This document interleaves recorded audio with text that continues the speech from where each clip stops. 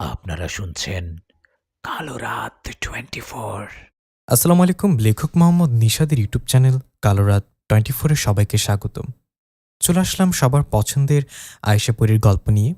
যারা আয়েশাপুরীর নতুন গল্প শুনেছেন, আমি তাদের বলবো আয়েশাপুরীকে নিয়ে এই চ্যানেলে আরও 8 থেকে 9টি গল্প আপলোড করা আছে, শুনে নেবেন। আমি ভিডিও ডিসক্রিপশন বক্সে সবগুলো গল্পের লিঙ্ক দিয়ে দিব। এছাড়াও ইউটিউবে আয়েশাপুরীর গল্প, আয়েশাপুরী এগুলো লিখে সার্চ করলে আসবে আয়েশাপুরীর গল্পগুলো। আমি গল্পটা শুরু করছি। যারা এখনও চ্যানেলটি সাবস্ক্রাইব করেনি তারা সাবস্ক্রাইব করে দিবেন, আর সবাই গল্পটা শেয়ার করে দিন। গল্পটা শেয়ার করে দিয়ে কমেন্ট করুন কে কোথা থেকে শুনছেন। আমি পরের গল্পে সবার নাম বলবো। তো শুরু করছি আয়েশাপুরীর গল্প।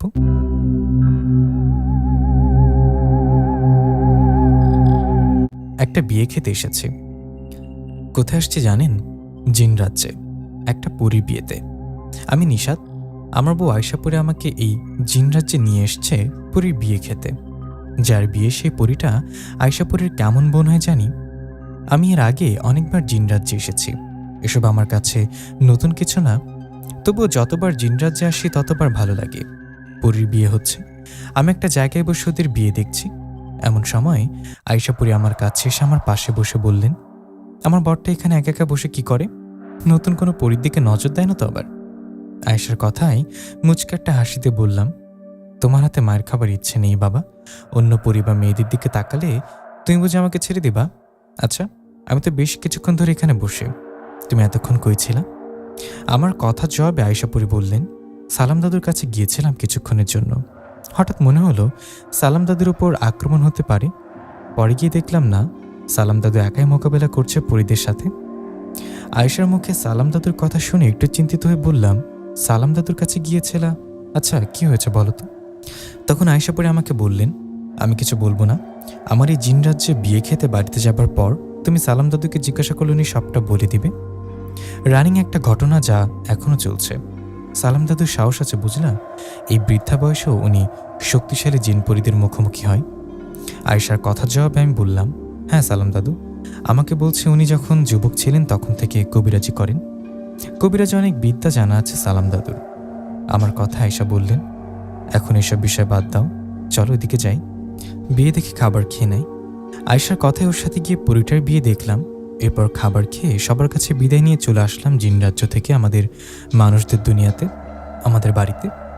আমিও আয়েশা পরী বাড়িতে আসায় মা বললেন, তোমরা আসছো? তা বাবা নিশাত, পরী বিয়ে কেমন লাগলো?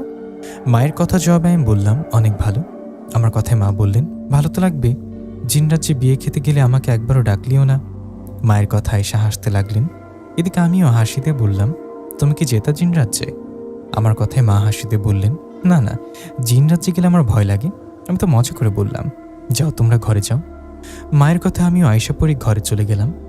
আমরা যখন জিন রাজ্য থেকে বাড়িতে আসি তখন দুপুর হওয়ায় আমি আয়েশাকে বললাম, আয়েশা আমি বাজারে দোকানে যাই, দোকানে গিয়ে বাবাকে বাড়িতে পাঠিয়ে দিই। বাবা বাড়িতে এসে খাবার খেয়ে রেস্ট করে আবার দোকানে গেলে আমি বাড়িতে আসবো। এই বলে আমি চলে গেলাম বাজারে আমাদের দোকানে। আমি দোকানে যাবার পর বাবাকে বললাম, বাবা যাও বাড়িতে যাও, বাড়িতে গিয়ে গোসল করে খাবার খেয়ে রেস্ট করে বিকেলের দিকে এসো। আর যদি শরীর খারাপ লাগে তাহলে আসার দরকার নেই, রাত হলে আমি দোকান বন্ধ করে বাড়িতে যাব। আমার কথায় বাবা বাড়িতে চলে গেলেন। বাবা বাড়িতে যাওয়ার পর আমি দোকান করতে থাকি। এদিকে দুপুর গড়িয়ে বিকেল হওয়ায় বাবা আবারও আসে দোকানে। বাবা এসে আমাকে বলেন, নিশাত বাবা এখন বাড়িতে যা। বাবার কথায় আমি বললাম, ঠিক আছে বাবা, তুমি সন্ধ্যা হলে দোকান বন্ধ করে বাড়িতে যেও, বেশ রাত করো না যেন। আমার কথায় বাবা রাজি হয়। আমি বাজার থেকে আগে বাড়ি না গিয়ে চলে গেলাম সালাম দাদুর বাড়িতে। অনেকে আছে যারা আয়েশাপুরীর গল্প নতুন শুনছেন, যারা নতুন তাদের একটু বলি। আয়েশাপুরী আমার বউ। আয়েশাপুরীর হাতে বিশেষ ধরনের একটা চুড়ি আছে, এই চুড়িটার শক্তি অনেক। আয়েশাপুরীর এই চুড়ির জন্য অন্য কোনো জিনপুরী আয়েশাপুরীর সাথে যুদ্ধ করতে পারে না। আয়েশাপুরী আমার বউ, আর সালাম কবিরাজ আমার গ্রামবাসী দাদু। আশা করি বুঝতে পারছেন। এখন গল্পে ফিরি। আমি সালাম দাদুর বাড়িতে আসার পর দাদুকে ডাকতে লাগলাম। আমার ডাকে দাদি বাইরে আসলেন। দাদিকে দেখে বললাম, এই যে বুড়ি, তোমার হিরো কোথায়? কোথায় সালাম কবিরাজ? দাদু, ও দাদু, আরে কোথায় তুমি? আমার কথায় দাদি বললেন, তো দাদু বাড়িতে নেই, কোথায় জানি গিয়েছে, যাবার আগে বলে গেছে ফিরতে রাত হবে নাকি। দাদির কথা আমি বললাম, ঠিক আছে দাদি, সালাম দাদু রাত বাড়িতে আসলে আমার কথা বলবো কেমন? আমার কথায় দাদি বললেন, বস কিছু খেয়ে যা। দাদির কথা আমি বললাম, না দাদি, আজ কিছু খাবো না, কাল আসবো। এই বলে চলে আসলাম বাড়িতে। বাড়িতে আসার পর আয়শা বলল, কোথা থেকে আসলাম? বাজার থেকে? না না, বাজার থেকে সালাম দাদুর বাড়িতে গিয়েছিলাম। গিয়ে দেখি দাদু কোথাও নেই, পেলাম না। দাদি বলল সালাম দাদু নাকি কোথাও গেছে। তখন আয়শা বলল, কোথায় আবার? তোমাদের গ্রাম থেকে 2 গ্রাম কর একটা বাড়িতে অদ্ভুত রকম ঘটনা ঘটেছে। সালাম দাদু ওখানেই গেছে। কালকে সালাম দাদুর সাথে দেখা হলে জিজ্ঞাসা করো, সালাম দাদু সেটা বলবে। এখন আবার বাজারে যাও। মা বলল, কি জানি লাগবে। আয়েশার কথা আমি বললাম, আবারও বাজার যাব? একটু আগে না আসলাম? আমি আর যাব না, তুমি যাও। কি আমি যাব? আমি কিভাবে যাব? আয়েশার কথায় আমি দাঁত বের করে হাসি দিয়ে বললাম, কেন? তুমি না পড়ি, তুমি তো বাতাসে মিশে বাজারে যেতে পারো, আবার বাজার করে নিয়ে আসো। আমার কথা আয়েশা বললেন, তাই না? ঠিক আছে, বাজারে গিয়ে সবার সামনে বাজার করব, দাঁড়াও। এই না না, আমি তো মজা করছিলাম, যাচ্ছি এখনই বাজারে। কথাটা বলে বাজারে গিয়ে বাজার করতে রাতে বাবার সহ একবারে বাড়িতে ফিরলাম। বাড়িতে ফিরে হাত মুখ ধুয়ে রাতের খাবার খেয়ে ঘুমিয়ে পড়লাম। পরের দিন সকালে উঠে নাস্তা করে আমি চলে গেলাম আবারও সালাম দাদুর বাড়িতে। সালাম দাদুর বাড়িতে যাওয়ায় সালাম দাদু আমাকে দেখে বললেন, আরে আয়শা পরীর বর যে। তা পরীর বর আপনি নাকি কাল আমার খোঁজে আসছিলেন? কেন আসছিলেন? আয়শা পরী ধরে মারি নাকি? দাদুর এমন কথা আমি হাসিতে বললাম, দাদু ভালোই তো মজা করতে পারো। গতকাল বিকালে ঘুরতে এসে গেছি। কোথায় গিয়েছিলেন? আয়শা বলল, আমাদের গ্রামের 2 গ্রাম পরে একটা জায়গায় গেছো, সেখানে নাকি অদ্ভুত একটা ঘটনা ঘটেছে। আমার কথায় সালাম দাদু বললেন, আয়শা ঠিক বলেছে, ওখানে আসলে অদ্ভুত রকম ভয়ঙ্কর একটা ঘটনা ঘটেছে। দাদুর কথা আমি বললাম, কি ঘটনা ঘটছে দাদু বলো তো? তখন সালাম দাদু বলতে শুরু করলেন। সালাম দাদু বললেন, আজ থেকে 2-3 দিন আগের ঘটনা। এক বিকালে আমি বাজারে গিয়েছিলাম। বাজারে গিয়ে বাজার করে বাড়িতে আসবো এমন সময় 3 জন লোক আসলেন আমার কাছে। ওদের মধ্যে 2 জন বৃদ্ধা, একজন মধ্যবয়স্ক। ওনারা আমার কাছে এসে সালাম দিয়ে বললেন, আপনি কি সালাম কবিরাজ? ওদের কথা জবাবে আমি বললাম, হ্যাঁ আমি সালাম কবিরাজ, আপনারা কে? তখন সেই মধ্যে বয়স্ক লোকটা বলল, আমাদের বাড়ি ওই গ্রামে। কথাটা বলে ওরা গ্রামের নাম বলল। গ্রামের নাম বলার পরপরই সে লোকটা বলল, আমি খুব বিপদে পড়ে আপনার কাছে আসছি কবিরাজ সাহেব, আপনি দয়া করে আমার বাড়িতে চলুন, আমার সাজানো গোছানো সংসারটা শেষ হয়ে যাচ্ছে। কথাটা বলেই সেই লোকটা হাউমাউ করে কাঁদতে লাগলেন। ওনার কান্না দেখে আমি বললাম, আপনি কান্না করবেন না, আসুন বসুন আগে এখানে। কথাটা বলে ওনাদের একটা জায়গায় বসে বললাম, কি হয়েছে আমাকে সবটা খুলে বলুন এবার। তখন সেই লোকটা বললেন, আমার নাম আনোয়ার, আমার পরিবারে আমরা 6 জন সদস্য। আমি, আমার মা, আমার স্ত্রী ও আমার 3 সন্তান। 3 সন্তানের মধ্যে 2 জন ছেলে, 1 জন মেয়ে। আমার সংসারটা ভালো ছিল, সুখী ছিলাম আমরা। হঠাৎ এক রাতের ঘটনা। এক রাতে আমি আমার স্ত্রী একই রকম স্বপ্ন দেখি। আমরা দেখি একটা ভয়ানক দেখতে মেয়ের অবয়ব আমাদের বলছে, আমাদের এত বছরের সাধনা নষ্ট করলি, আমরা তোর পরিবারের কাউকে ছাড়ব না, আস্তে আস্তে শেষ করে দিব এই পুরো পরিবার। এরকম কথা বলার পর চলে যায় সেই মেয়ের অবয়বটা। ও চলে যাবার পর সকালে আমি আমার স্ত্রীকে স্বপ্নে দেখা ঘটনাটা খুলে বললে আমার স্ত্রী অবাক হয়ে বলে, আর কি বলো, এই একই রকম স্বপ্ন তো আমিও দেখেছি, সেই মেয়ের অবয়বটা আমাকে বলেছে আমাদের এত সাধনা নষ্ট করলি, আমি আস্তে আস্তে তোদের পরিবারকে শেষ করে দেব। 2 জন একই স্বপ্ন দেখার মানে তখনও বুঝিনি। আমি আমার স্ত্রী ভেবেছি এটা সাধারণ কোনো স্বপ্ন হয়তো। এই ঘটনার দিনের রাতের বেলায় রাত 11টা বা 12টা এরকম একটা সময়। তখন আমার হঠাৎ ঘুম ভেঙে যাওয়ায় আমি দেখি আমাদের ছোট ছেলেটা, ওর বয়স 5 বছর। আমার এই ছোট ছেলেটা পাশে নেই। ছেলেটাকে পাশে না দেখে আমার স্ত্রীকে ডেকে তুলি। আমার ডাকে আমার স্ত্রীর ঘুম থেকে উঠে বলে, কি ব্যাপার, আমাদের ছেলে কই? তখন আমার স্ত্রী বলি, সেই জন্যই তো আমাকে ডেকে তুললাম তোমাকে, আমাদের ছোট ছেলেটা কই? আমি ঘরে খাটের নিচে সাবধানে খুঁজলাম, ওকে কোথাও পেলাম না।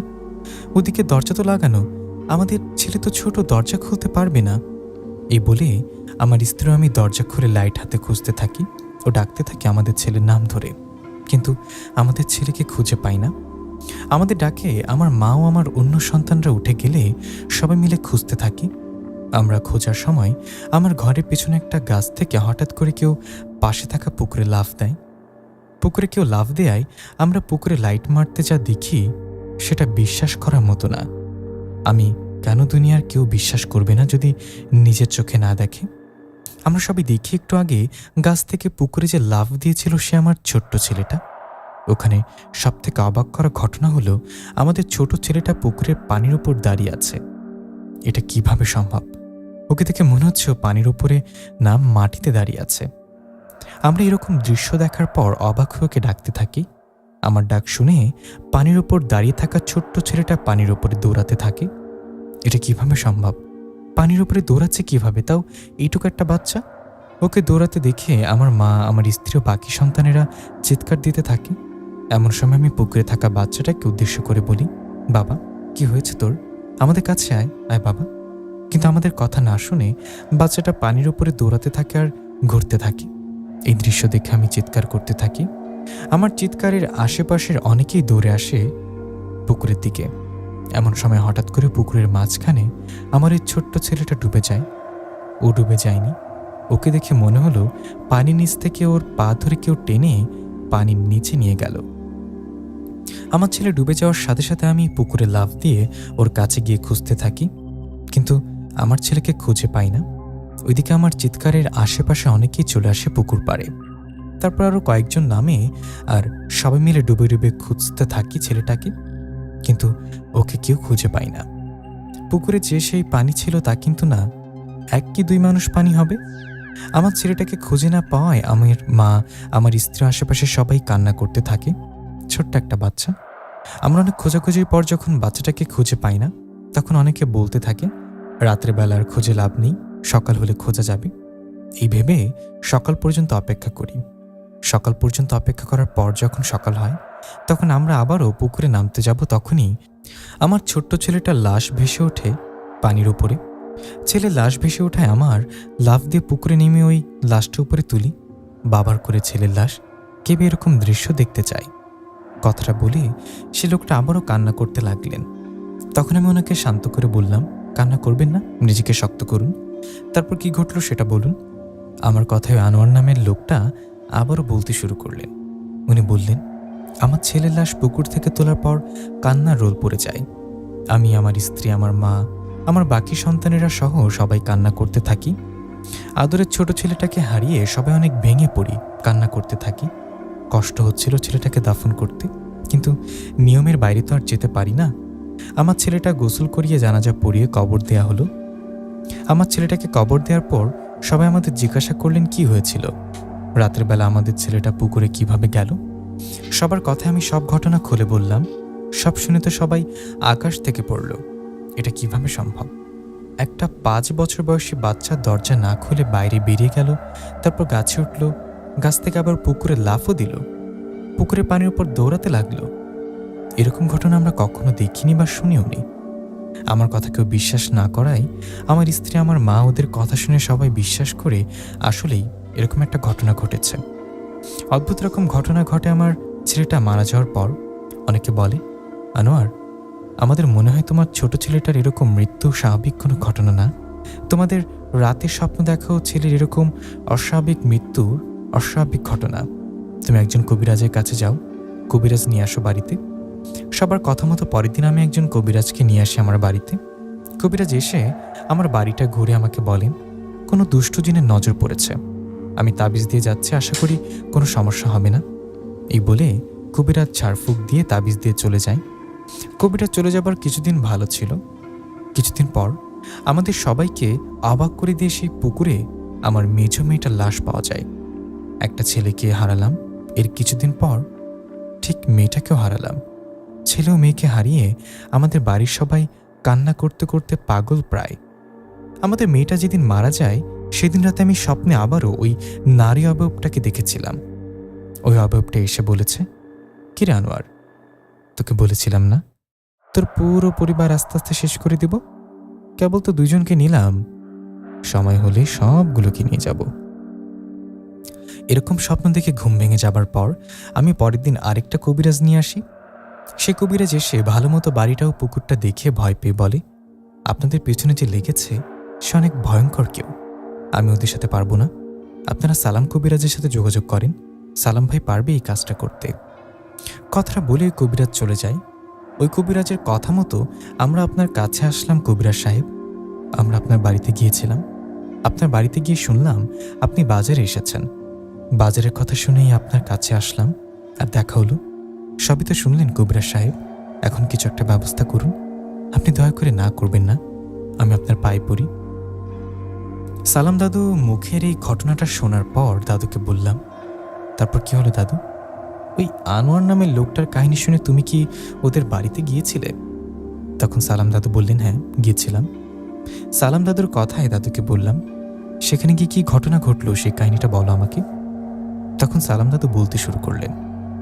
সালাম দাদু বললেন, শোন, সে আনোয়ার লোকটার অনুরোধে আমি ওদেরকে বলি, এখন তো রাত হয়ে গেছে, আপনার বাড়িতে যান, আমি আপনাদের গ্রাম চিনি, এর আগে ওই গ্রামে গিয়েছিলাম আমি, আপনারা সবাই বাড়িতে চলে যান, কালকে দিনের বেলা আমি যাব আপনাদের বাড়িতে। আমার কথায় ওরা বাড়িতে চলে যায়। এদিকে আমি তখন বাজার নিয়ে বাড়িতে আসি। আমি বাড়িতে আসার পর সেই রাতে আর কোথাও না গিয়ে নামাজ পড়ে খাবার খেয়ে ঘুমিয়ে পড়ি। পরের দিন দিনের বেলা ওই লোককে দেয়া কথা মতো আমি সেই গ্রামে তাদের বাড়িতে যাই। আমি ওখানে পৌঁছাতে পৌঁছাতে বিকাল হয়ে যায়। আমি ওদের বাড়িতে যাওয়ায় ওরা আমাকে বসতে বলেন। ওদের কথা মতো আমি বসায় আশেপাশে অনেকে চলে আসে। এদিকে তখন আমি সেই আনোয়ার নামের লোকটা যার বাড়িতে গিয়েছিলাম ওনাকে বলি, এটা আপনাদের বাড়ি তাই না? আর পুকুরটা কোথায় যেখানে আপনাদের ছেলে ও মেয়ে ডুবে মারা যায়? আমার কথায় সেই লোকটা বলে, এই আমার ঘরের পেছনে। ঘরের পেছনে কয়েকটা গাছ আর সাথে পুকুর, চলুন আমি দেখাচ্ছি। এই বলে উনি আমাকে ঘরের পেছনে নিয়ে যাওয়ায় আমি ঘরের পেছনের গাছগুলোর দিকে তাকাই আর পুকুরের চারিদিকে ঘুরতে থাকি আর পুকুরের মাঝখানের দিকে তাকাই থাকি। আমি সেই পুকুর পাড়ে গিয়ে বুঝতে পারি সমস্যা এখানে। এই পুকুরে আছে পরী। সে পরী আনোয়ার নামের লোকটার ছেলে ও মেয়েকে হত্যা করেছে। কিন্তু কেন এটা করেছে, এই পরীটা করলো, সেটা আমি জানতে পারিনি। আমি পুকুর পাড়ে কিছুক্ষণ ঘুরে আবার ওনাদের বাড়িতে চলে আসি। আমি ওনাদের বাড়িতে আসার পর আনোয়ারকে বলি, আপনি আমাদের একটা ঘর পরিষ্কার করে রাখুন, আর কিছুক্ষণ পর সন্ধ্যা হলে আমি সেই ঘরে গিয়ে রুকিয়া করব। আমি বুঝতে পারি আপনাদের ঘরের পেছনের পুকুরে পরীর বসবাস আছে। আমি রুকিয়া করে সেই পরীকে হাজির করবার কথা বলে দেখব কেন আপনার ছেলে ও মেয়েকে হত্যা করলো।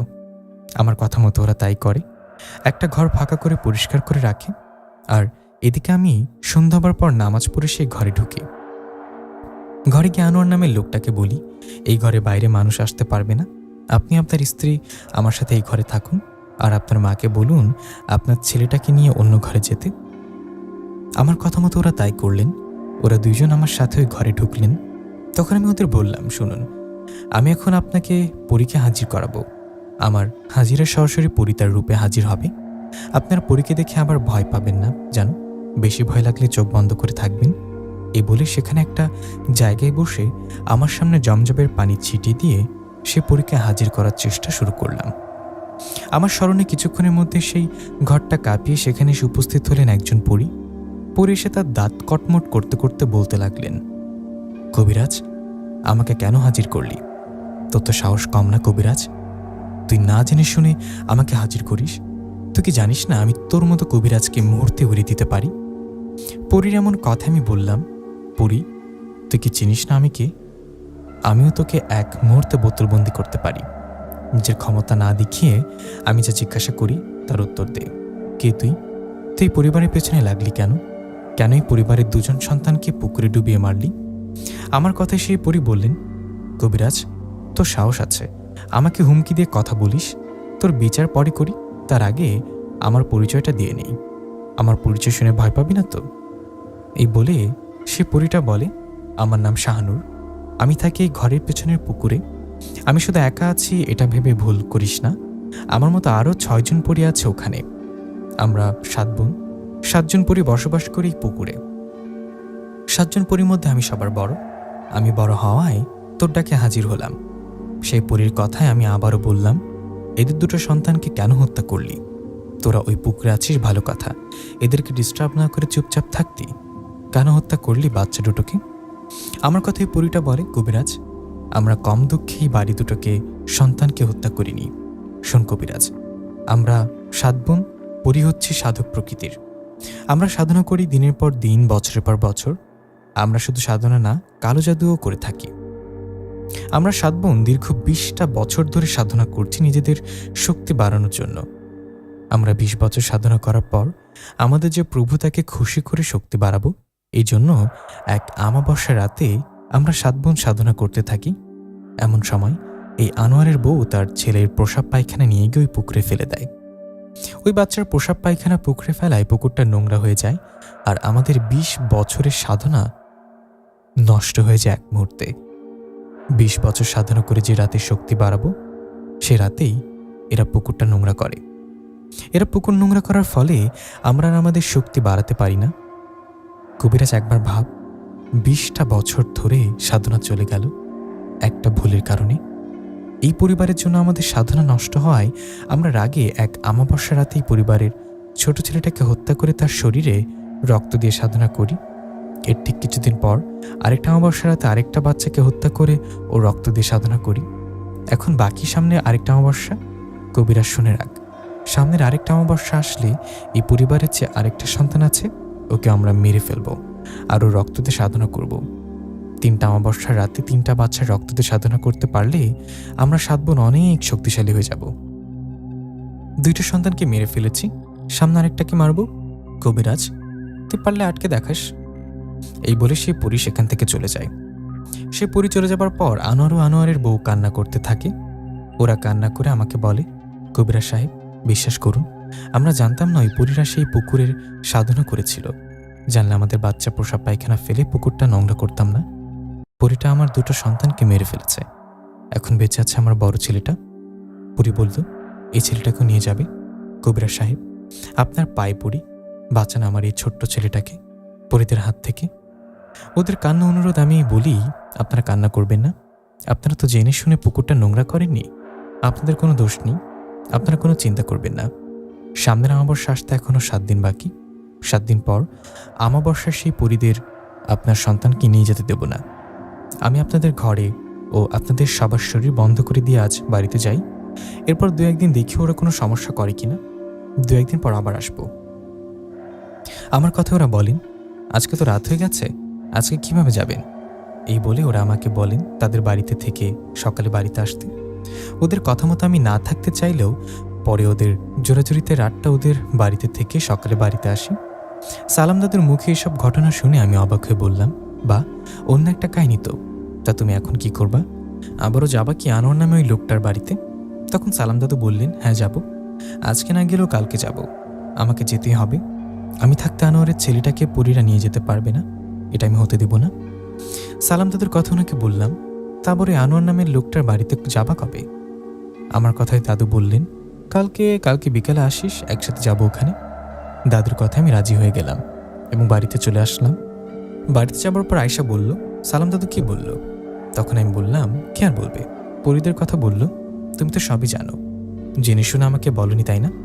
আমার কথা আয়শা বললেন, তোমাকে তো জিন রাজ্যে থাকতে বলেছিলাম, আমার বোনের বিয়ের সময় তোমাকে বললাম না সালাম দাদুর কাছে গিয়েছিলাম, তখন ওই শাহানুর পরীটা দাদুর কাছে আসছিল, তাই ভেবেছিলাম দাদুকে কিছু করবে কিনা, কিন্তু পরে শাহানুর পরী দাদুকে কিছু না করে চলে যায়। সালাম দাদু যে লোকটার কথা বলল, ওনাদের বাড়ির পেছনেই শাহানুর পরীরা থাকে। ওরা 7 বোন, 7 বোন সাধনা প্রকৃতির পরী, ওদের বাবা এরকম ছিল। আয়শার কথায় ওকে বললাম, সালাম দাদু বলেছে কালকে যাবে ওদের বাড়িতে, আমাকে কাল বিকালে যেতে বলেছে, আমিও যাব দাদুর সাথে। আমার কথা আয়শা বলল, তুমি তো যাবেই, তুমি না গেলে হয় নাকি, তুমি তো ছোট্ট কবিরাজ। এই বলে আয়শা মুচকে হাসিতে বললেন, ছোট কবিরাজ মশাই, যান এখন গোসল করে আসেন, আমি আপনার জন্য খাবার দিচ্ছি। আয়শার কথা আমিও হেসে বললাম, আমি কবিরাজ না হুম, আমি পুরীর বর, আয়শা পুরীর বর। কথাটা বলে গোসল করে এসে দুপুরে খাবার খেয়ে নিলাম। খাবার খেয়ে কিছুক্ষণ রেস্ট করে চলে গেলাম বাজারে গিয়ে বাবাকে বললাম, বাবা বাড়িতে যাও, আজকে আর তোমাকে দোকানে আসতে হবে না, আমি সন্ধ্যা হলে দোকান বন্ধ করে বাড়িতে যাব। আমার কথায় বাবা চলে গেলে আমি দোকান করতে থাকি, রাত হলে দোকান বন্ধ করে চলে যাই। সালাম দাদু বলেছিল কালকে বিকালে ওদের বাড়িতে যাবে, সেই আশাতে রাতটা পার করে দিলাম। পরের দিন বিকাল হতে আমি চলে গেলাম সালাম দাদুর বাড়িতে। আমাকে দেখে দাদু বললেন, কিরে কয়টা বাজে, এত দেরি করলি কেন?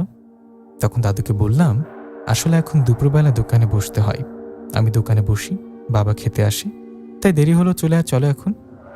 আমার কথায় সালাম দাদু হাঁটতে লাগলেন, আমিও সালাম দাদু হাঁটছি।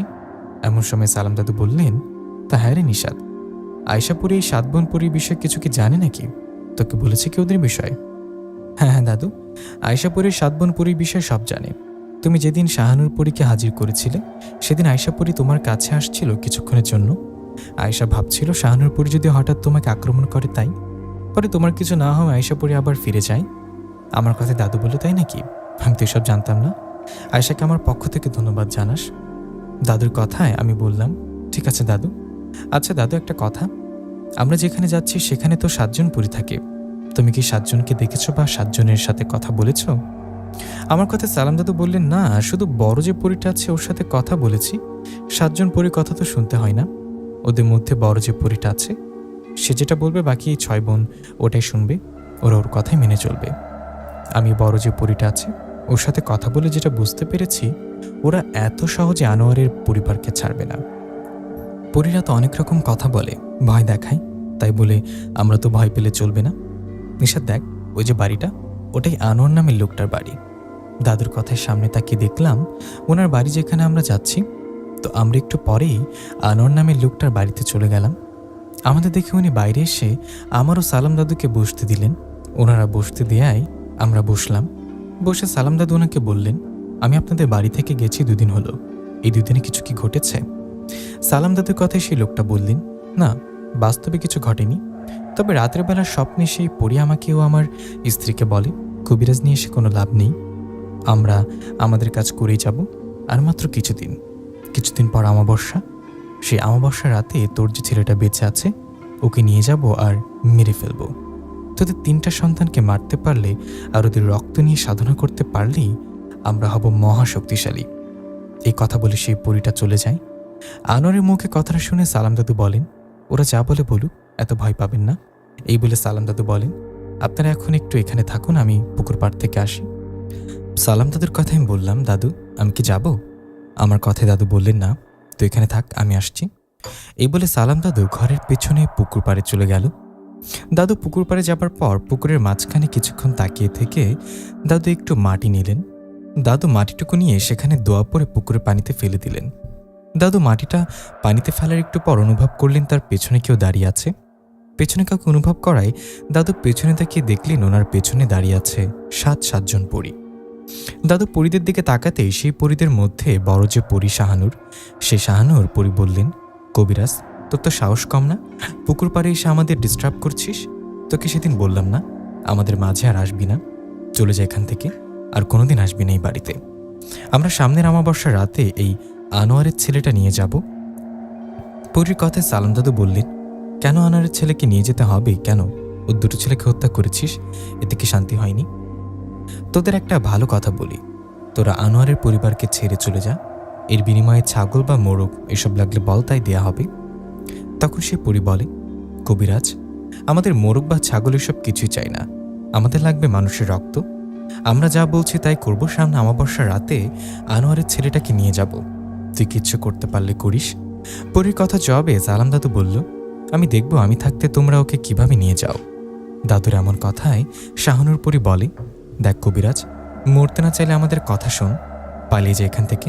আমরা 7 বোন, আমাদের 7 রকম ক্ষমতা আছে, আমরা এক একজন এক এক রকম শক্তিশালী, আমাদের মাঝে আলাদা আলাদা গুণ আছে, তুই আমাদের কিচ্ছু করতে পারবি না, যা, চলে যায় এখান থেকে। কথাটা বলে বাতাসে মিশে যায় সেই পরীরা। পরীরা চলে যাওয়ায় সালাম দাদু আবার আমাদের কাছে আসলেন।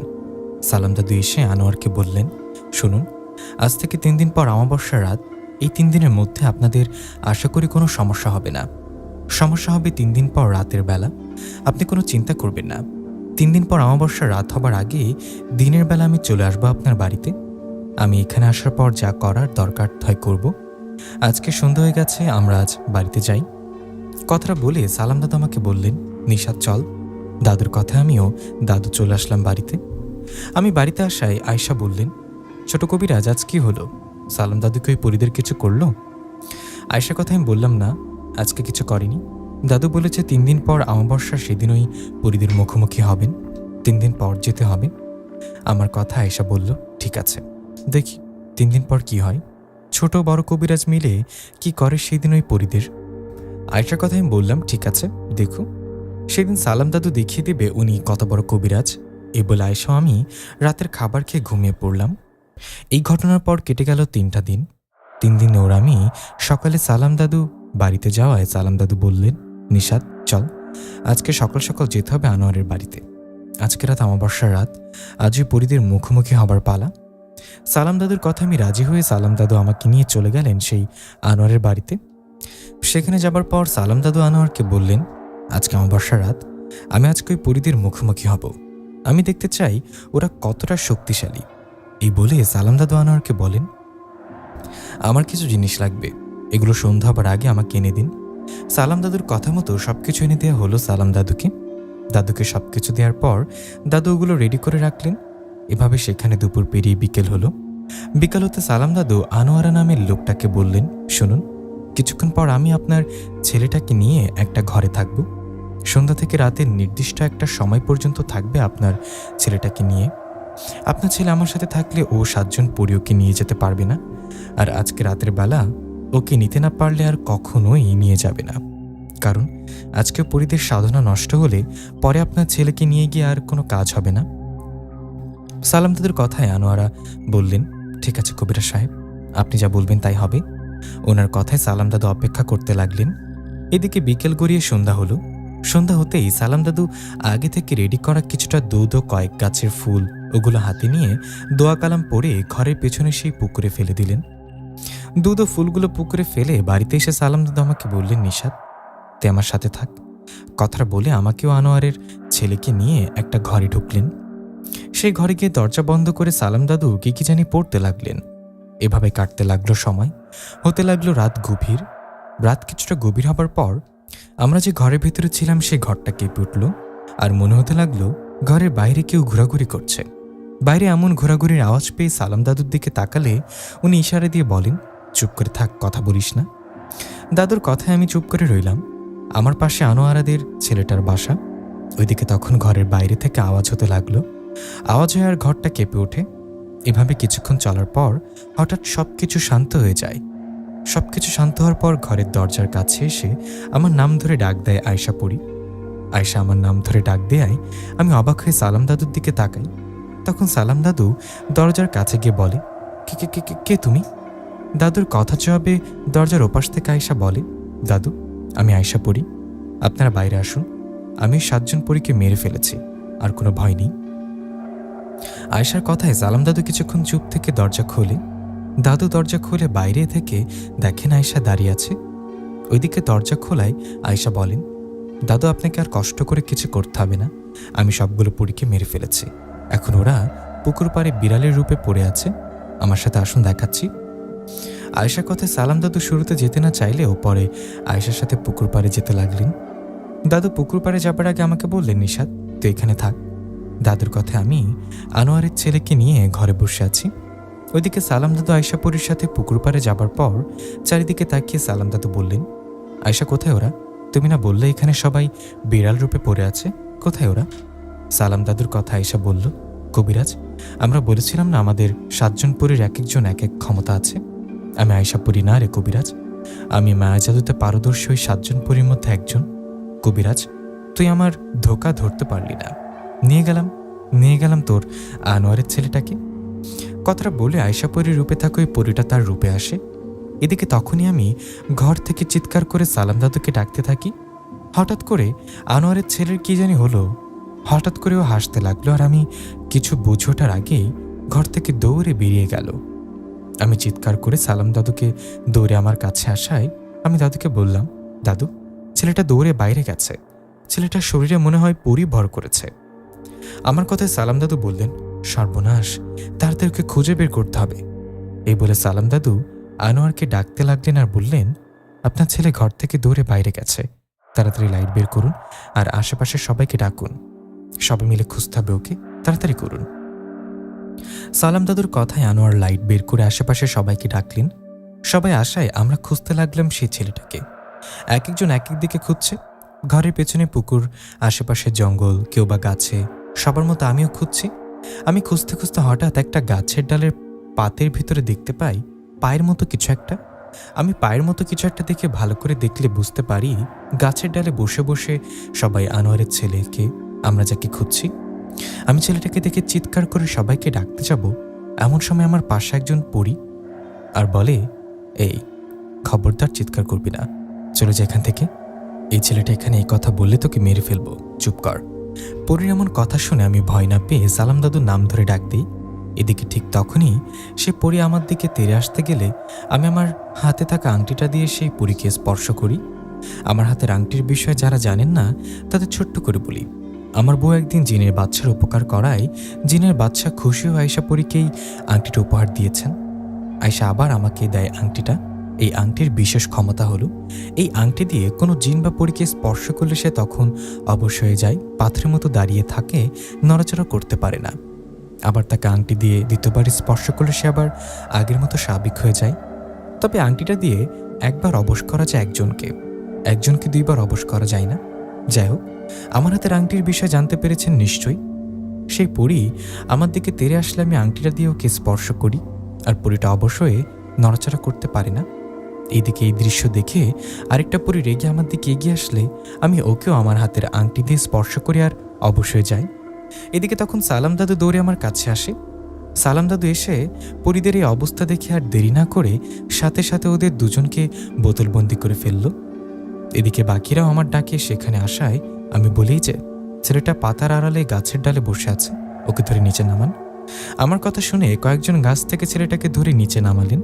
এরপর সালাম দাদু আবারও ছেলেটাকে নিয়ে ঘরের ভেতরে গেলেন।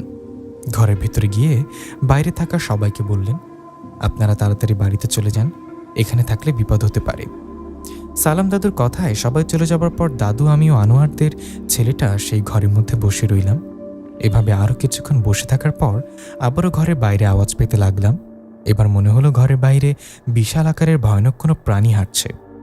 এরকম অবস্থায় সালাম দাদু আমাকে বললেন, নিশাত, আমি এখন ঘরের বাইরে যাব। আমি বাইরে বের হলে দুই দরজা লাগিয়ে এই ছেলেটা হাত ধরে বসে থাকবে, কেমন?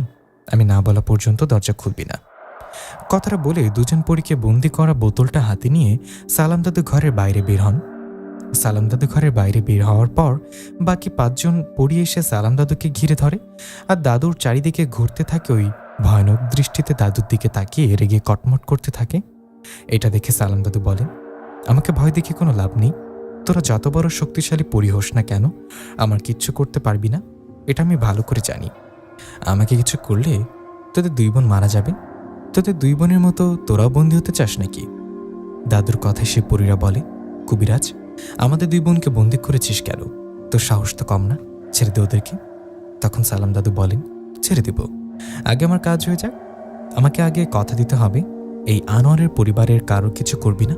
ওদের পরিবারের আর কারোর কোনো ক্ষতি করা তো দূরের কথা, এই জায়গায় আর থাকবি না, চলে যাবি অনেক দূরে।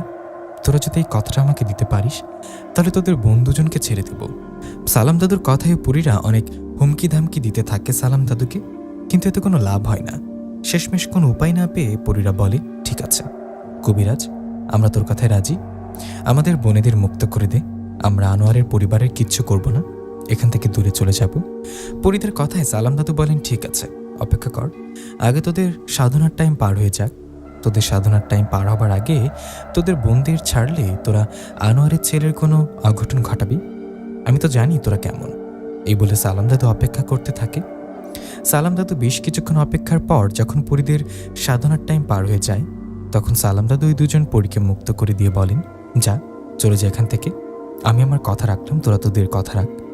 সালাম দাদুর কথায় সেই 7 জন পরী বলেন, কবিরাজ, আমাদের সাধনা নষ্ট করলি তাই না?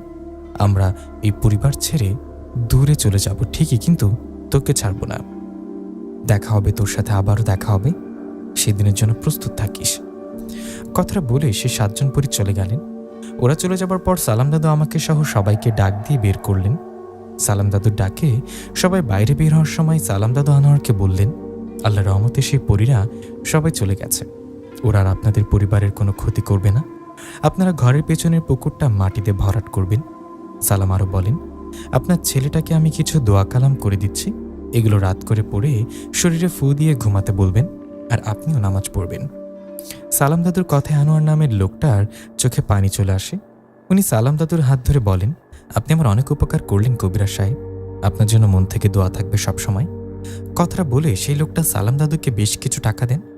এত টাকা দেখে সালাম দাদু বলেন, আমি এত টাকা নিতে পারবো না, আমাকে অল্প কিছু টাকা দেন, আর বাকি টাকা কোনো এতিমখানা বা মাদ্রাসায় দান করে দিয়েন। কথাটা বলে সালাম দাদু আমি সেই গভীর রাতেই বাড়ির দিকে হাঁটতে লাগলাম।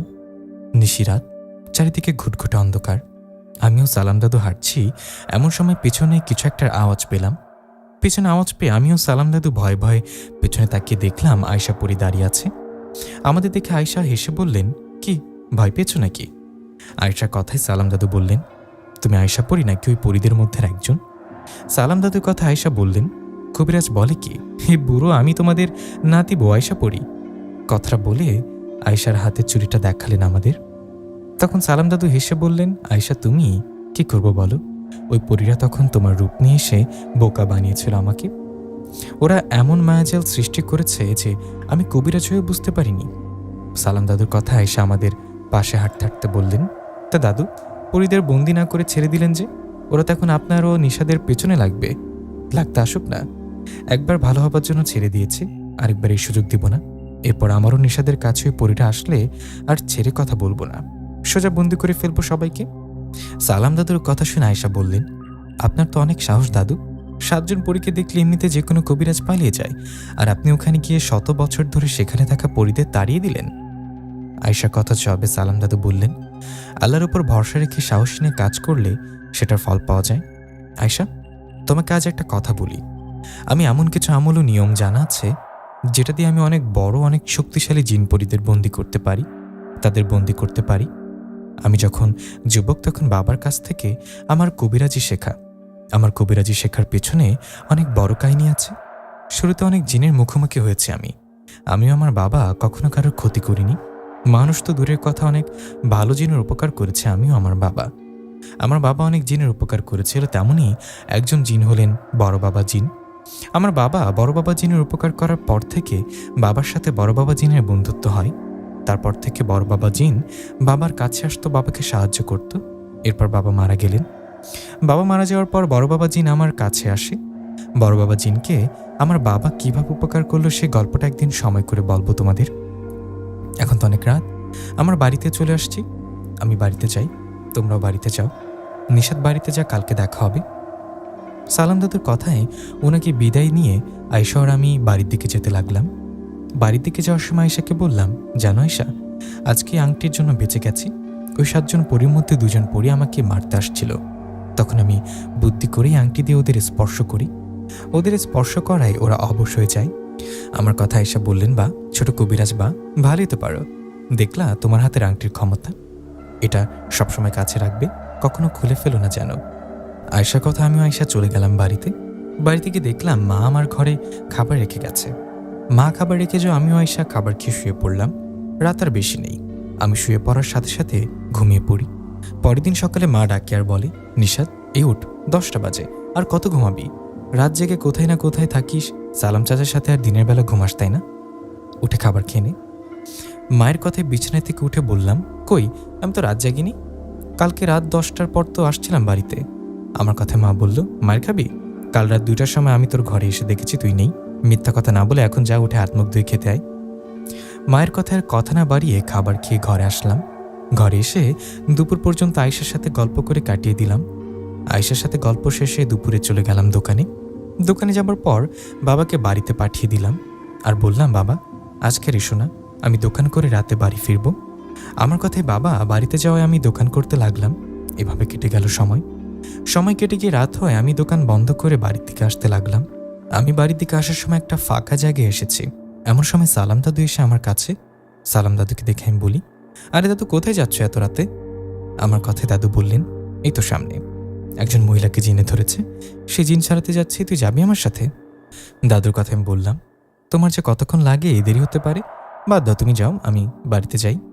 আমার কথায় সালাম দাদু বললেন, আরে বেশি সময় লাগবে না, আয় আমার সাথে আয়, আমি বাড়ি ফেরার সময় তোকে রেখে যাবো বাড়িতে, চিন্তা করিস না। সালাম দাদুর কথাও জোরে আমি বললাম, ঠিক আছে চলো। এই বলে সালাম দাদু আমাকে নিয়ে হাঁটতে লাগলো। আমিও সালাম দাদু হাঁটতে হাঁটতে একদিকে যাচ্ছি। তখন আমি এদিক সেদিক তাকিয়ে বললাম, দাদু তুমি কোথায় যাচ্ছ? আমার জানার মতে সামনে তো কোনো বাড়ি নেই, সামনে তো নদী। আমার এমন কথা শুনে সালাম দাদু বললেন, কি বলিস, সামনে একটা বাড়ি আছে, আয় দেখতে পাবি। এই বলে সালাম দাদু আমার হাত ধরে একটু সামনে যেতে আমার পেছন থেকে আয়শা পরে বলে উঠল, দাঁড়াও নিশাদ, সামনে যেও না। আয়শার কথা ওর দিকে তাকাতেই এদিকে মুহূর্তে সালাম দাদু তার রূপ পরিবর্তন করে সেই পরিরূপ নিলেন আর বললেন, আজ বেঁচে গেলি। কথাটা বলে সেই পরি দ্রুত চলে গেলেন। পরি চলে যাওয়া আয়শা এসে আমাকে ধরলেন, কারণ আমি নদীর একদম কিনারায় দাঁড়িয়েছিলাম। আমি ভাবতেই পারছি না সালাম দাদুর রূপে পরি আমাকে ধোকা দিবে। আমি তো ভাবছি সত্যি সালাম দাদু হবে। আয়শা আমাকে ধরে নদীর কিনারা থেকে নিয়ে বাড়ির দিকে আসতে লাগলেন। আর বলতে লাগলেন, অনেক হয়েছে, অনেক সহ্য করেছি। ওদের সাহস হয় কিভাবে তোমাকে হত্যা করার প্ল্যান করার? খুব তাড়াতাড়ি বিচার হবে ওই পরীদের। কথাটা বলে আয়েশা আমাকে নিয়ে বাড়িতে চলে গেলেন। বাড়িতে যাবার পর হাত মুখ ধুয়ে সবাই মিলে খাবার খেলাম। খাবার শেষে ঘরে গিয়ে শুয়ে আয়েশাকে বললাম, আচ্ছা আয়েশা, আমার সাথে ওই পরীটা এমন করলো নাকি সালাম দাদুর সাথে করেছে? আমার কথা জবাবে আয়েশা বললেন, সালাম দাদুর সাথে করেছে এমনটা। তোমরা ওই পরীদের থাকার জায়গা থেকে তাড়িয়ে দিয়েছ, ওদের সাধনা নষ্ট করেছ, তাই ওরা তোমাদের পিছু নিয়েছে। আয়েশা কথা ওকে বললাম, হতে পারে, কালকে সালাম দাদুর বাড়িতে যাব, তুমি আমার সাথে যেহেতু। আমার কথা এসে রাজি হয়। আমি ঘুমিয়ে পড়লাম। পরের দিন কথা মতো আমিও আয়েশা সালাম দাদুর বাড়ির দিকে যেতে লাগলাম। আমিও আয়েশা সালাম দাদুর বাড়ির কাছে যেতে দেখলাম সালাম দাদু এগিয়ে আসছে আমাদের দিকে। আমাদের দেখে সালাম দাদু বললেন, আরে নিশাত, তোমরা কি আমার বাড়িতে আসতেছো নাকি? দাদুর কথা জবাবে আমি বললাম, হ্যাঁ দাদু, তোমার কাছে আসলাম। গতকাল রাতে আমার সাথে একটা অবাক করা ঘটনা ঘটেছে। ওই পরীদের মধ্যে একজন আমাকে তোমার রূপ নিয়ে নদীর পাড়ে নিয়ে গিয়েছিল। আমার কথা সালাম দাদু বলল, আর বলিস না, ওই পরীরা আমার পেছনেও লেগেছে। গতকাল রাতে আমার সাথে অবাক করা কিছু ঘটনা ঘটছে, তাই তো আমি তোর বাড়ির দিকে যাচ্ছিলাম। সালাম দাদুর কথা আমি বললাম, তাহলে এখন কি করবো দাদু? কিভাবে বুঝবো ওই পরীরা কারো রূপ নিয়ে আমাদের সামনে আসছে কিনা? আমার কথায় সালাম দাদু বললেন, কোনো উপায় নাই রে, আমাদের সবাইকে মরতে হবে ওই পরীদের হাতে। সালাম দাদুর কথায় আমি অবাক হয়ে বললাম, কি বলে এগুলা? এদিকে ঠিক তখনই আমাকে আয়েশা পরীকে অবাক করে দিয়ে আমাদের সামনে বাড়ি থেকে বেরিয়ে আসলেন সালাম দাদু। বাড়ি থেকে সালাম দাদু বেরিয়ে আসলেন, তাহলে আমাদের সাথে কথা বলছে কে? বাড়ি থেকে সালাম দাদু বের হওয়ায় আমাদের সামনে থাকা সালাম দাদু একটা হাসি দিয়ে পরিরূপ নিয়ে মিলিয়ে গেলেন বাতাসে। এই দৃশ্য দেখার পর আমি তো আকাশ থেকে পড়লাম। এতক্ষণ তাহলে সালাম দাদুর রূপী পরীর সাথে কথা বললাম আমরা। আমার মতো আয়েশা অবাক, দিনের বেলা সেই পরীটা এটা কেমন মায়াজাল সৃষ্টি করলো। এদিকে বাড়ি থেকে বেরিয়ে সালাম দাদু আমাকেও আয়েশাকে দেখে আমাদের কাছে এসে বললেন, নিশাত, তোমরা এখানে কি করো? আসল সালাম দাদুর কথাই দাদুকে বললাম, দাদু, মাথা ঘুরতেছে, বাড়িতে চলো, আমাদের সাথে কি ঘটছে এসব।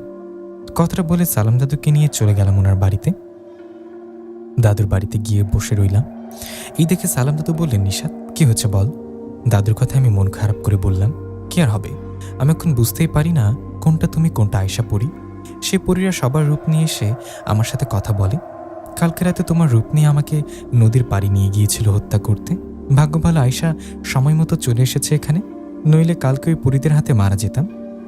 আমার কথায় সালাম দাদু বললেন, আরে এইরকম ঘটনা তো আমার সাথে ঘটছে।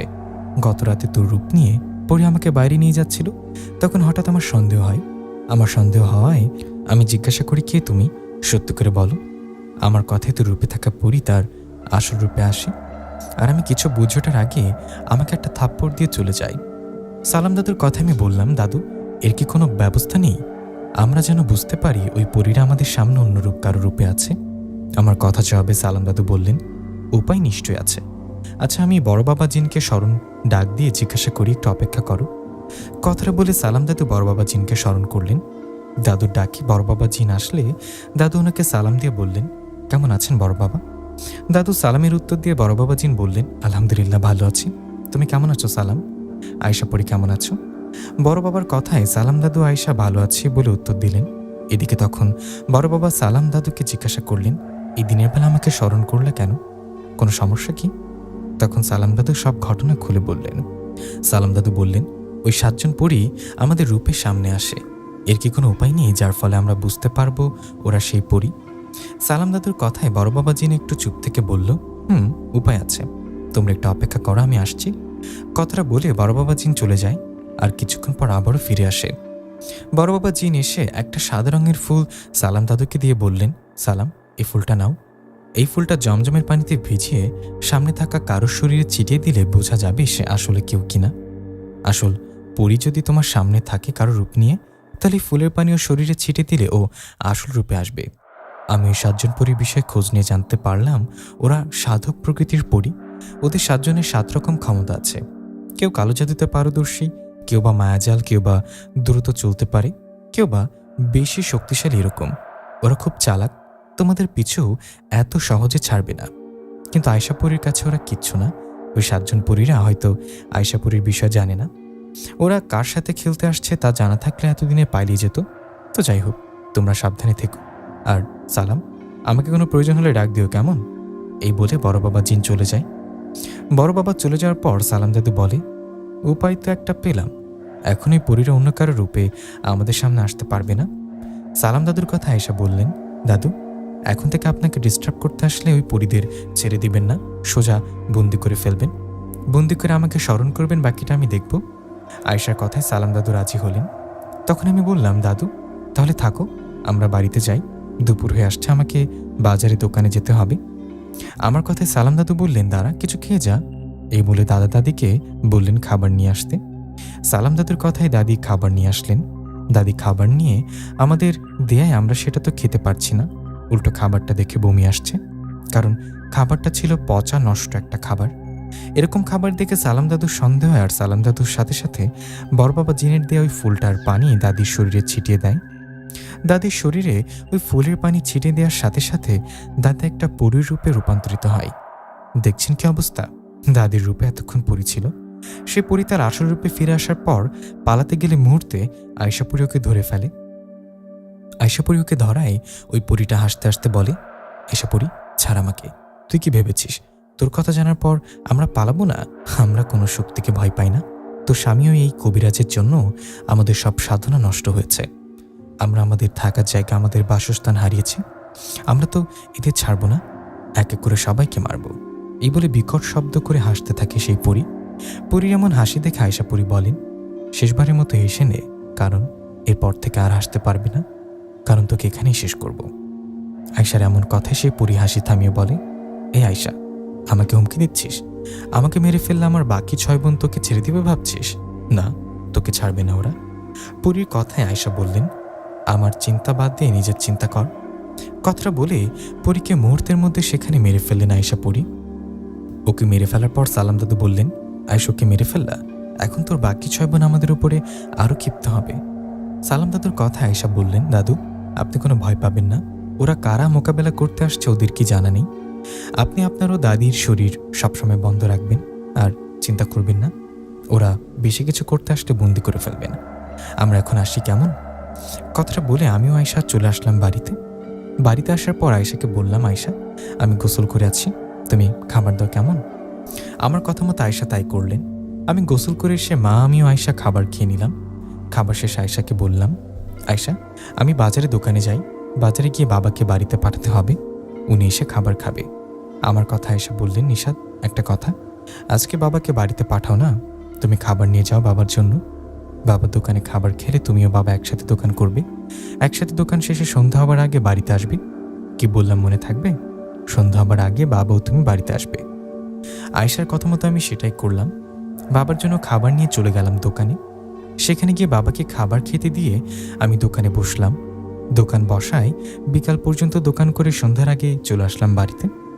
বাড়িতে আসে সেই রাতের ঘটনা। আমিও আয়েশা রাতের খাবার শেষ করে ঘরে বসে গল্প করছি। আমি আয়েশাকে বলছি, আয়েশা আমার ভয় হয়, ওই পরীরা আমাদের কিছু করবে না তো? আমার কথা আয়েশা বললেন, ভয় পেও না, আল্লাহর রহমতে ওরা আমাদের কিচ্ছু করতে পারবে না। আয়েশার এমন কথায় আমি কিছু বলতে যাব, তখনই আয়েশা বললেন, নিশাত ঘর থেকে বের হবে না, আমি আসছি। এই বলে আয়েশা দ্রুত চলে গেলেন সালাম দাদুর বাড়িতে, সালাম দাদুর ঘরে। আয়েশা পরী ওখানে যাওয়ায় সালাম দাদু বললেন, কি তুমি তুমি কি আসল আয়েশা পরী নাকি ওই পরীদের মধ্যে একজন? তখন আয়েশা ওর হাতের চুড়ি দেখিয়ে বলল, দাদু আমি আয়েশা পরী। তখন সালাম দাদু বললেন, দেখো কি অবস্থা, আমাদের বাড়িতে একের পর এক ঢিল ছুটছে, শুধু তাই না ভয়ঙ্কর প্রাণীর আওয়াজ করছে, আর দরজা ধামধাম করে কেউ আঘাত করছে। ওদের এমন কাণ্ডে আমি ভয় না পেলেও তোমার দাদি ভয় পাচ্ছে। সালাম দাদুর কথা আয়েশা বললেন, দাদু আপনি দোয়া পরে নিজেরও দাদির শরীরটা বন্ধ করুন তো আগে। তখন দাদু বললেন, করছি, শরীর বন্ধ করা আছে। তখন আয়েশা পরী বললেন, এখন দরজা খুলুন। দরজা খুলে বাইরে বের হন দাদিকে নিয়ে। আয়েশার কথায় সালাম দাদু দাদির হাত ধরে দরজা খুলে বাইরে আসলেন, সাথে আয়েশা পরী। সালাম দাদু দাদি ও আয়েশা পরী বাইরে আসায় 3 জন পরী এসে ঘিরে ধরলেন ওদের। তখন আয়েশা পরী সেই 3 জন পরীর উদ্দেশ্যে বললেন, নে কি করতে পারবি কর, বাড়িতে ঢিল ছুড়লি দরজা ভেঙে নাকি ভেতরে যেতে চাইছিলি, দরজা ভাঙতে হবে না, ওরা তোদের সামনে আসছে, তোদের কত বড় ক্ষমতা আছে, কর কি করবি। আয়েশার কথায় পরীরা বলে, আয়েশা পরী তুই আমাদের একজনকে হত্যা করেছিস, তোকে তো আমরা ছাড়বো না, তোর বিচার পরে হবে, আগে এদের ব্যবস্থা তো করি। তখন আয়েশা পরী বললেন, হ্যাঁ তো কর না, দেখি কি করতে পারিস। আচ্ছা কিছু করো তো দূরের কথা, সালাম দাদু বা দাদিকে স্পর্শ করে দেখা, একবার স্পর্শ করে দেখা কত বড় সাহস।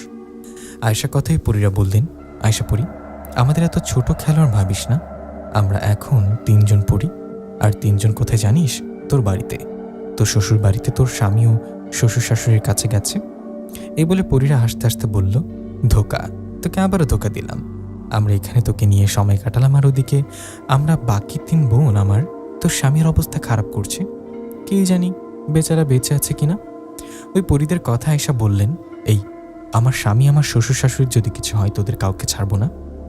পরীদের কথায় সালাম দাদু বললেন, আয়শা তুমি বাড়িতে যাও, ওদেরকে বাঁচাও, আমি এদেরকে দেখছি, যাও তুমি। সালাম দাদুর কথা আয়শা কয়েক সেকেন্ডের মধ্যে সেই 3জন পরীকে আঘাত করে একটা দুর্বল করে দিলেন, যেন সালাম দাদু সহজে ওদের বন্দি করতে পারে। আয়শা ওদের আঘাত করার পর দ্রুত চলে আসে বাড়িতে।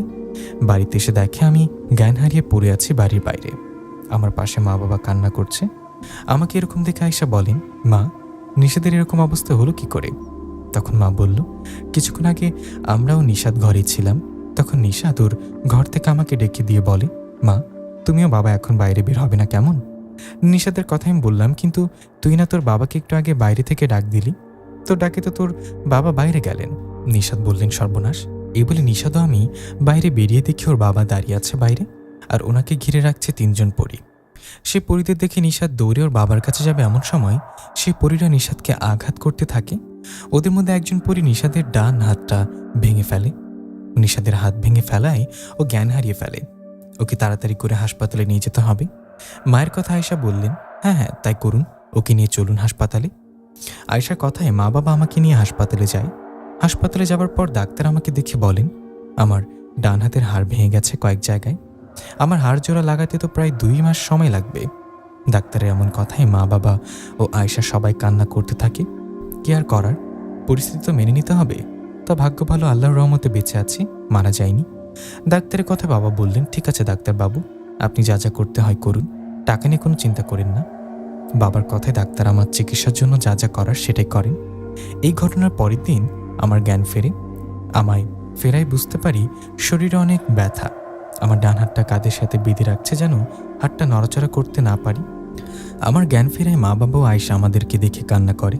তখন আমি ওদের সান্ত্বনা দিলে বলি, বাবা ডাক্তার কি বলল, আমি বাড়ি যেতে পারবো তো? আমার কথায় বাবা বললেন, জি, ডাক্তার বলেছে জ্ঞান ফিরলে বাড়ি যেতে পারবি, তবে তোর হাত যে জোড়া লাগাতে অনেক সময় লাগবে, তোকে সাবধানে থাকতে বলেছে। বাবার কথা আমি বললাম, ঠিক আছে, ডাক্তারের সাথে কথা বলে আসো। আমার কথায় বাবা ডাক্তারের সাথে কথা বলে আমাকে নিয়ে তাড়াতাড়ি বাড়িতে আসলেন। বাড়িতে আসার পর মা আমার জন্য খাবার বানাতে গেল। আমি আয়শাকে বলি, আয়শা তুমি সালাম দাদু তোমরা ঠিক আছো তো? ওই পরীরা তো আমার উপর আক্রমণ করেছে, আমার মতো তোমাদের কোনো ক্ষতি করেনি তো? তখন আয়শা বলল, না নিশাদ, আমরা ঠিক আছি, তুমি আমাদের নিয়ে চিন্তা করো না। আয়শার কথা আমি আর কোনো কথা না বাড়িয়ে শুয়ে রইলাম। এভাবে সেই দিনটা কেটে গেল। সেদিন রাতের খাবার খাওয়ার সময় আয়শাকে বললাম, আয়শা তুমি খাবে না, আসো একসাথে খাই। দুপুরেও খেতে বললাম, সেখানে খেলে না কোনো সমস্যা হয়েছে কি তোমার? শরীর কি খারাপ? আমার কথা আয়শা বলল, না না, আমার শরীর ঠিক আছে, আমি একটু পর খাবো, তুমি খেয়ে ওষুধ খাও। আয়শার কথা মতো আমি খাবার খেয়ে ঘুমাতে গেলাম। আয়শা বললেন, নিশাদ ঘুমাইও না, একটু পর ঘুমাও, তোমাকে নিয়ে একটা জায়গায় যাব। জিজ্ঞাসা করো না কোথায় যাবে, শুধু আমার সাথে চলো। আয়শার কথা আমি বললাম, ঠিক আছে চলো। আমি রাজি হয় আয়শা আমাকে নিয়ে বাইরে গেলেন। বাইরে একটা ফাঁকা জায়গায়, সেখানে যাবার পর দেখলাম সালাম দাদু বসে আছে। সালাম দাদুকে দেখে আয়শাকে বললাম, আয়শা সালাম দাদু এখানে, উনি জানলো কি করে আমরা এখানে আসবো? উনি আবার সালাম দাদুর রূপে সে পরি নয় তো? আমার কথা জবাবে আয়শা বললেন, আমি সালাম দাদুকে এখানে আসতে বলেছি। ওইদিকে সালাম দাদু বললেন, হ্যাঁ নিশাদ, আয়শা এখানে আসতে বলেছে আমাকে, আমি তো সালাম দাদু। এই বলে সালাম দাদু বরবাবাদ দেয়া ফুলের পানি আমারও আয়শার শরীরে ছিটালেন। তারপর নিজের শরীরে সেই পানি ছিটে বললেন, দেখ আমরা সবাই আসল, আমাদের মধ্যে পরীরা নেই। তখন আমি আয়শাকে বললাম, এখানে আমাকে নিয়ে আসলে কেন আয়শা? সালাম দাদু তুমি তো বলো আমাকে কেন এখানে নিয়ে আসলে? আমার কথা জবাবে আয়শা বললেন, বিচার হবে, তোমাকে আঘাত করার বিচার। নিশাদ তুমি সালাম দাদুর সাথে থাকো, আমি এক্ষুনি আসছি। এই বলে আয়শা চলে গেলেন। আর কিছুক্ষণের মধ্যে 3জন পরীকে ধরে নিয়ে আসলেন। সেই 3জন পরী হারাচ্ছিল। 3জনকে ধরে নিয়ে আসার পর আয়শা সালাম দাদুকে বললেন, দাদু তুমি যে 3 জন পরীকে বন্দি করেছ ওদের ছেড়ে দাও। আয়েশার কথায় দাদু বন্দি করা 3 জন পরীকে ছেড়ে দিলেন। 6 জন পরী আবার একসাথে হলেন। সবাই একসাথে হওয়ায় আয়েশা বললেন, সালাম দাদু ও নিশাদের চোখের আড়ালে আমি তোদের অনেকবার বুঝিয়েছি এদের কিছু করবি না, কিন্তু আমার কোনো কথা তোরা শুনিসনি। আমার কথা না শুনে আমার স্বামীকে আঘাত করে হাত ভেঙে ফেললি, কেন করলি এমনটা বল, জবাব দে এখনই। আয়েশার এমন কথা একজন পরী বলল, আয়েশা তুই বললে কি আমরা চলে যাব, আমরা প্রতিশোধ নিব? সেই পরী এরকম কথা বলতেই আয়েশা ওর বুকের মধ্যে একটা আঘাত করে ওকে মেরে ফেলেন। ওর মৃত্যু দেখে বাকি 5 জন পরী বলতে লাগলেন, এ আয়েশা তুই কিন্তু আমাদের বিষয়ে পুরোপুরি জানিস না, আমাদের মা বাবা কিন্তু এখনো বেঁচে আছে, ছেড়ে দে আমাদের। ওদের কথা আয়েশা বললেন, তোর মা বাবা থেকে শুরু করে তোর বংশের যত জিন আছে সবাইকে ডাক, সবাই আসলেও আজ এখনই তোদের কঠিন বিচার হবে। এই বলে আয়েশা পরী সেই পরীকে ধরে, যে পরীটা আমার হাত ভেঙে ফেলেছিল, আয়েশা পরী সেই পরীকে ধরে আমার সামনে দাঁড় করিয়ে বললেন, তুই আমার স্বামীর হাত ভেঙে ফেলেছিলি তাই না? তুই আমার স্বামীর হাত ভেঙে ফেলার পর থেকে প্রতিজ্ঞা করেছি তোর বিচার না হওয়া পর্যন্ত আমি খাবার খাবো না। নিশাদ দেখো, এই তোমার হাত ভেঙে ফেলেছিল না, দেখো তাকাও। কথাটা বলে আয়েশা পরী সেই পরীটার হাত টান দিয়ে ছিঁড়ে ফেললেন। হাত টান দিয়ে ছিঁড়ে ফেলার পর ওর সাথে মাথাটাও টান দিয়ে ছিঁড়ে ফেললেন। এই দৃশ্য দেখে বাকি 4 জন পরী সেখান থেকে পালাতে গেলে আয়েশা পরী একটাকে ধরে ধরছেন আর আঘাত করতে করতে মারতে লাগলেন। এভাবে 3 জন পরীকে মারতে পারছেন আয়েশা পরী। আর একজন পরী যে সবার বড়, ওর নাম শাহানুর পরী। সে শাহানুর পরীকে ধরতে পারেনি কারণ অন্য পরীদের মারার সময়ও পালিয়ে গেছে। শাহানুর ছাড়া বাকি সব পরীদের মেরে ফেলার পর আয়েশা পরী শান্ত হলেন আর বললেন, সবাইকে শেষ করে দিলাম। এই বলে আয়েশা শান্ত হয়ে সালাম দাদুকে বললেন, দাদু আল্লাহর রহমতে এখন থেকে আর কোনো সমস্যা হবে না, যে একজন পরী পালিয়ে গেছে ওর ভয় কখনো ফিরে আসবে না, আপনি বাড়িতে চলে যান। আয়েশা কথায় সালাম দাদু বাড়িতে চলে যায়। এদিকে তখন আয়েশা আমাকে ধরে বাড়িতে নিয়ে আসে। আমিও আয়েশা বাড়িতে আসার পর আয়েশা পরীকে বলি, ওই পরীরা আমাকে আঘাত করার সময় অনেক কষ্ট পেয়েছ তাই না? আমার কথা জবাবে বললেন, হ্যাঁ, তোমাকে যে অনেক ভালোবাসি তাই। আয়েশার কথায় ওকে এক হাত দিয়ে বুকে জড়িয়ে ধরলাম। এরপর বললাম, এখন তো খেয়ে নাও। আমার কথা আয়েশা খাবার খেয়ে নিলেন। এই ঘটনার পর আয়েশা সবসময় আমার সেবা ও যত্ন করতেন। এভাবে অনেকদিন পর আমি আল্লাহর রহমতে সুস্থ হই। আর আমার সুস্থতার মধ্য দিয়েই আয়েশা পরীর এই গল্পটা এখানেই শেষ হলো। কিন্তু একটা কথা মনে রাখবেন, শাহানুর পরী কিন্তু পালিয়ে গেছে। আয়েশা পরীর সামনের গল্পে অন্য জিন পরীর সাথে ওই শাহানুর পরীর কাহিনী থাকবে। আয়েশা পরীর পরের গল্পগুলোর জন্য অপেক্ষা করুন। ভালো থাকবেন। আর এরকম ধরনের গল্প পেতে হলে অবশ্যই আমাদের চ্যানেলটি সাবস্ক্রাইব করে আমাদের পাশে থাকা বেল আইকনটি প্রেস করে দিবেন। এখন আজকের জন্য বিদায় নিচ্ছি, দেখা হবে পরবর্তী গল্পে। আসসালামু আলাইকুম।